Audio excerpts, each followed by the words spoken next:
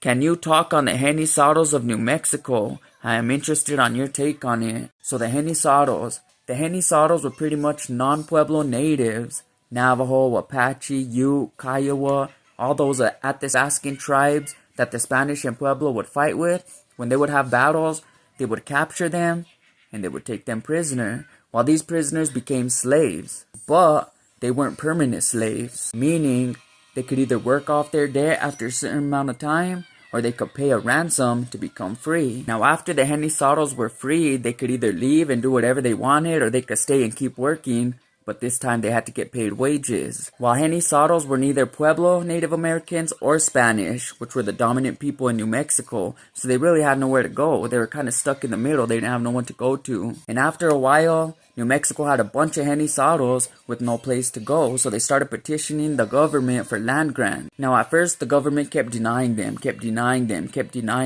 They were mostly afraid that they would band together and revolt. That's what they were trying to prevent. But in the 1700s, there was a governor named Velez Cachupin. This guy would advocate for the natives, for the Genizaros, for the Pueblos, for good treatment, for peace. He wanted peace among the Spanish and the natives. When he was governor of New Mexico, he had peace. Not just with the Pueblos, but with all the Athabascan tribes surrounding as well. And the way that he had peace with the Pueblos is he would offer them protection, justice, and let them practice their own religion. Those were the three main things. And he tried to teach the other governors after him, but they didn't follow his example. So all the natives wanted was protection from the Spanish government, justice when something happened to them, and to practice their own religion. And when they did that, Governor Velez Cachupin said that they were loyal and that they were even quick to fight for the kingdom of Spain when they were attacked by the Navajos or the Utes or the Comanches and the Apaches, whoever else. Well, anyway, in the 1700s, they finally started granting land grants to the Genizaros so they could have their own settlements.